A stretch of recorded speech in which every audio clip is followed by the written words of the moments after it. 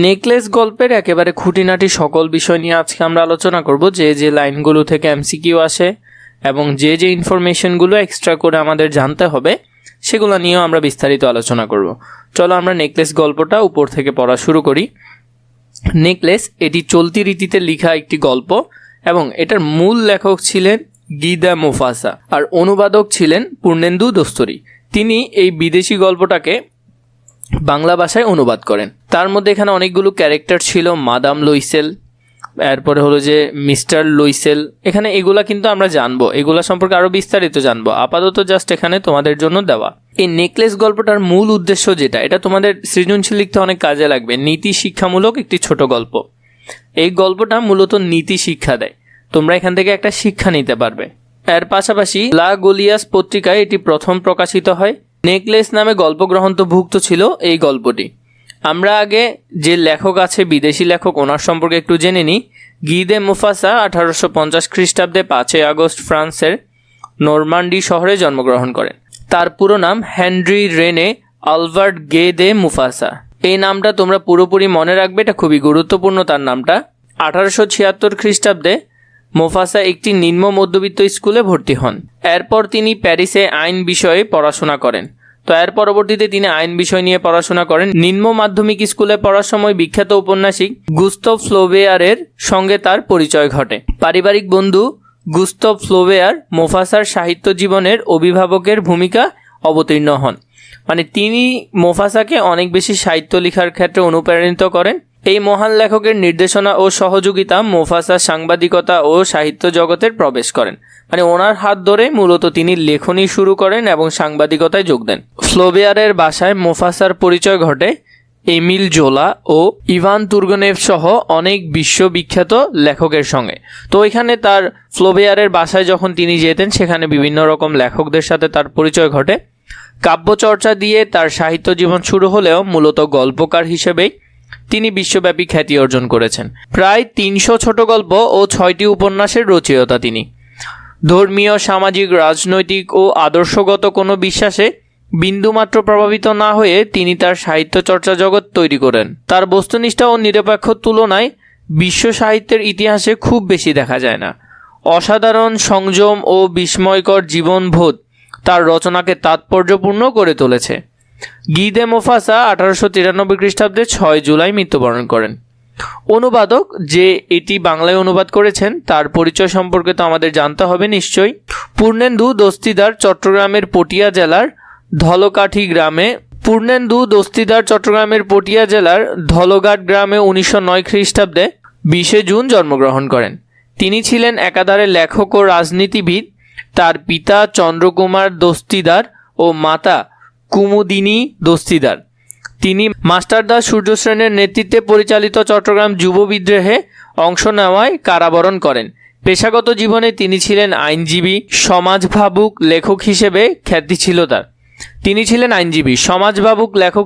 খ্যাতি ছিল তার। প্রকাশিত গ্রন্থের মধ্যে রয়েছে কবিয়াল রমেশ শীল, স্বাধীনতা সংগ্রামে চট্টগ্রাম, বীরকন্যা প্রীতিলতা। তার অনুবাদ গ্রন্থের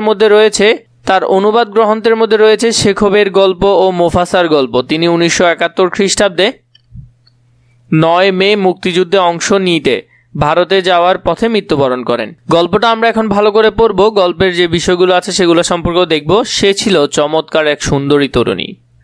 তাহলে প্রথম লাইন ছিল এটা, লাইনটা একটু দেখবে। এখানে একটা মেয়ের কথা বলছে যে খুবই সুন্দরী ছিল ও নায়িকা ক্যারেক্টার। নিয়তির ভুলেই যেন এক কেরানির পরিবারে তার জন্ম হয়। তো মেয়েটা খুবই সুন্দর ছিল। সে সবসময় ভাবতো যে তার অনেক ভালো পরিবারে জন্ম হতে পারতো, কিন্তু তার কেরানি একটা পরিবারে জন্মগ্রহণ করে। তাহলে তার বাবা কি ছিল? কেরানি ছিল। তার ছিল না কোনো আনন্দ, কোনো আশা। মানে সে আস্তে আস্তে যখন বড় হয় তার কোনো আনন্দ আশা ছিল না। পরিচিত হবার, প্রশংসা পাওয়ার, প্রেম লাভ করার এবং কোনো ধনী অথবা বিশিষ্ট লোকের সঙ্গে বিবাহিত হওয়ার কোনো উপায় তার ছিল না। তাই শিক্ষা পরিষদ অফিসের সামান্য এক কেরানির সঙ্গে বিবাহ সে স্বীকার করে নিয়েছিল। তো সে কি করবে? আর অন্যদিকে যখন বিয়ে হবে না, সে কি করলো? শিক্ষা পরিষদের এক কেরানির সঙ্গে তার বিয়ে ঠিক হলো এবং সেটা সে গ্রহণ করে নিল। নিজেকে সজ্জিত করার অক্ষমতার জন্য সে সাধারণভাবেই থাকতো। কারণ তাদের কাছে অনেক বেশি টাকা ছিল না যে সে নিজেকে অনেক বেশি মহারানীর মতো করে রাখবে, তাই সে সাধারণই থাকতো। কিন্তু তার শ্রেণীর অন্যতম হিসেবে সে ছিল অসুখী, কিন্তু সে নিজেকে সবসময় অসুখী ভাবতো। তাদের কোনো জাতিবর্ণ নেই, তাদের কোনো ওইরকম ধর্ম বা কোনো ধরনের বর্ণ নেই, এবং এখানে তার যে এই যে গোষ্ঠীগত যে পরিচয় সেটাকে এখানে বোঝানো হয়েছে। কারণ জন্মের পর পরিবার থেকেই তারা শ্রী সৌন্দর্য ও মাধুর্য সম্পর্কে সজাগ হয়ে ওঠে। তো ওর পরিবার যখন অনেক বেশি বড় ছিল না বা পরিবার অনেক বেশি আর্থিকভাবে সবল ছিল না, তাই সেখান থেকে তার সৌন্দর্য চর্চা এগুলো করারও কোনো ওয়ে ছিল না। সহজাত চাতুর্য, প্রকৃতিগত সুরুচি আর বুদ্ধির নমনীয়তাই হলো তাদের আভিজাত্য, যার ফলে অনেক সাধারণ পরিবারের মেয়ে হয়েও বিশিষ্ট মহিলার সমকক্ষ করে তোলে। তো এইসব বিষয়গুলো থাকলে একজন মানুষ বা মেয়ে চাইলে এক বিশিষ্ট মেয়ে হয়ে উঠতে পারে, কিন্তু সর্বদা তার মনে দুঃখ।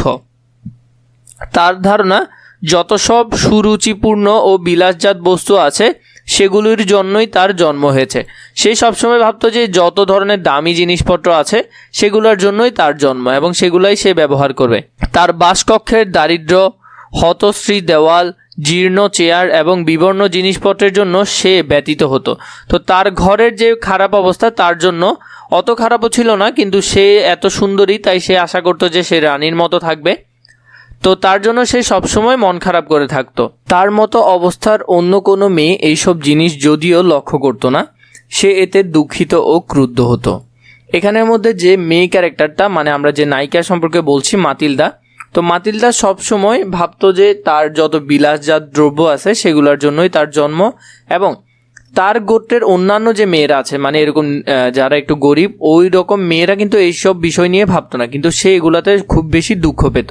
যে খর্বকার ব্রেটন মানে হলো কাঠমিস্ত্রি, মানে যে কাঠমিস্ত্রি এই সাধারণ ঘরটি তৈরি করেছিল তাকে দেখলেই তার মনে বেদনা ভরা দুঃখ আর বেপরোয়া সব স্বপ্ন জেগে উঠত। তো মানে সে যে এই ঘরটা তৈরি করছে, মানে যে কাঠমিস্ত্রি, তাকে দেখলেই তার থেকে কিছুটা খারাপ লাগতো। এখানের মধ্যে আমরা যদি দেখি, আমরা বিরল পাখি দেখব। ভরত পাখি নামে একটা পাখি আছে, গোলাপি কালার রং, গোলাপ। সিন নদীর কথা বলা আছে এখানে, দিন কথা আছে, রবিবার, গ্রীষ্মকাল এবং রোহিত মাছ। তো এগুলো সম্পর্কেও আমরা মোটামুটি জানবো আরও। সে ভাবতো তার থাকবে প্রাচ্য চিত্র শোভিত উচ্চ ব্রোঞ্জ এর আলোকমণ্ডিত পার্শ্বকক্ষ, মানে সে যেখানে থাকবে সেটি থাকবে অনেক বেশি উচ্চবিলাসী, আর থাকবে দুজন বেশ মোটাসোটা গৃহভৃত্য। বৃত্ত মানে দাস, গৃহ মানে ঘরের দাস, কিন্তু কিছুটা মোটাসোটা। কয়জন? 2 জনের আশা করেছে সে। তারা খাটো পাজামা পরে সেই বড় আরামকে দাঁড়ায়। তো এখানে তারা বলতে কাদেরকে বোঝাচ্ছে? এই যে 2 বৃত্ত, তারা খাটো পাজামা পরবে।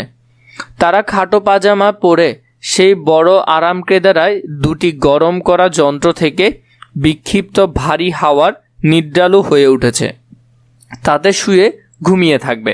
তো সে আশা করতেছে যে তার যে বৃত্তরা আছে, মানে যে 2 জন দাস আছে, তারা খাটো পাজামা পরবে এবং তার যে আরাম কেদারায় আছে সেটার মধ্যে যে গরম হাওয়া নিদ্রালু মানে একটু ঘুম ঘুম ভাব, এতে সে শুয়ে ঘুমাবে। সে কামনা করে একটি বৈঠকখানা। সে একটা বৈঠকখানা, মানে যেখানে আলাদা করে আড্ডা দিতে পারবে। পুরনো রেশমি পর্দা সেখানে ঝুলবে, মানে দামি রেশমি পর্দার কথা বলছে। থাকবে তাতে বিভিন্ন চমৎকার আসবাব, মানে বিভিন্ন রকম দেখতে সুন্দর জিনিস সেখানে থাকবে, যার উপর শোভা পাবে অমূল্য সব প্রাচীন কৌতূহল উদ্দীপক সামগ্রী। মানে এমন জিনিস থাকবে যেগুলো দেখে মানুষের উদ্বেগ জাগ্রত হবে এবং বারবার ওর প্রশংসা করবে। এখানের মধ্যে হলো সে পরিচিত কিছু পুরুষ থাকবে এবং তাদের জন্য একটা অন্তরঙ্গ, মানে ও বিভিন্ন ছেলেদের সাথে, অনেকটা বিদেশি মেয়েরা যেমন বয়ফ্রেন্ড রাখে ওইরকম ওরও অন্তরঙ্গ কিছু বন্ধু থাকবে। ওদের সাথে সে বিকাল 5টায় গল্পগুজব করার জন্য একটা সুসজ্জিত কক্ষ রাখবে। তো সেখানে সে নিশ্চয়ই উল্টাপাল্টা কাজই করবে। তো এরকম আর কি। তো বিষয়টা মোটামুটি ভালো না।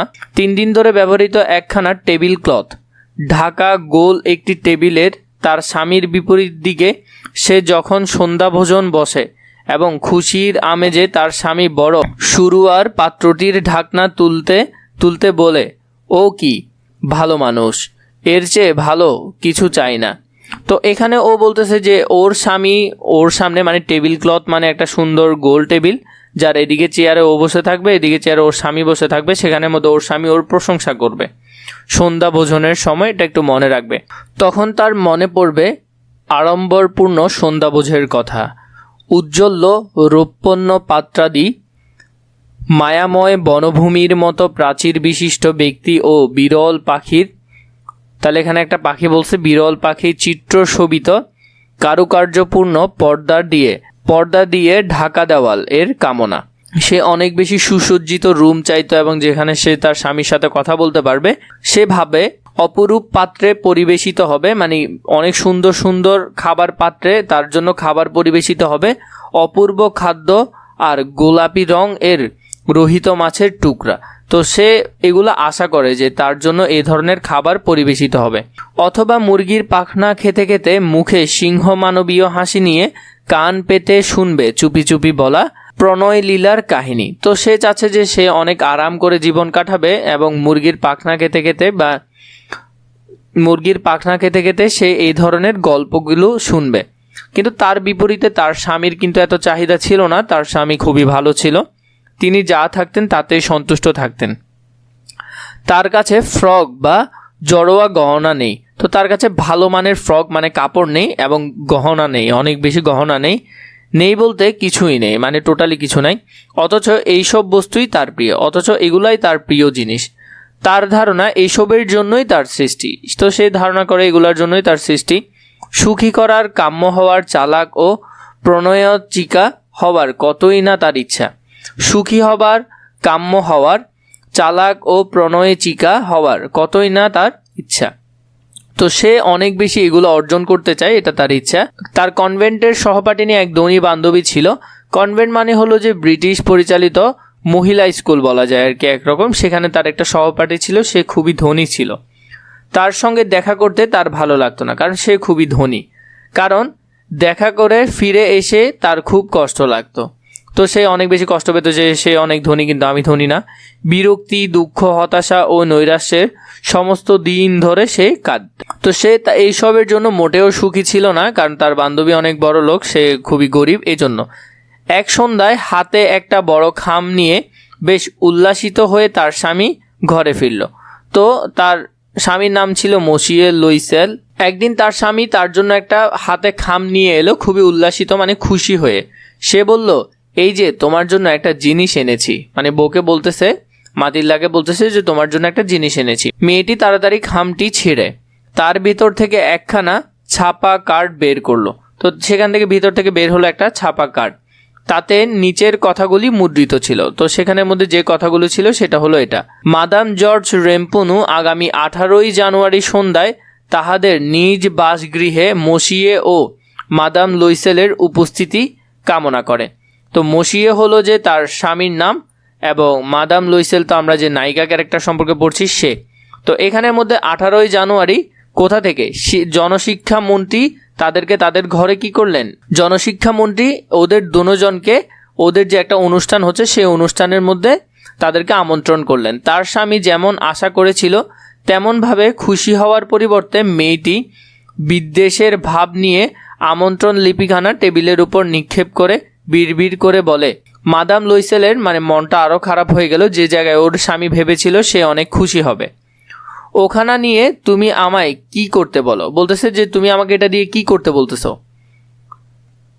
কিন্তু লক্ষ্মীটি তো বউকে আদর করে বলতেছে যে লক্ষ্মীটি, আমি ভেবেছিলাম এতে তুমি খুশি হবে, আমি ভাবছিলাম এটা দিয়ে তুমি খুশি হবে, তুমি বাইরে কখনো যাও না, তাই এই এক সুযোগ। তো বলতেছে এটা একটা সুযোগ, চমৎকার এক সুযোগ। তো এ ফাঁকে তুমি চাইলে আমার সাথে বাইরে যেতে পারো।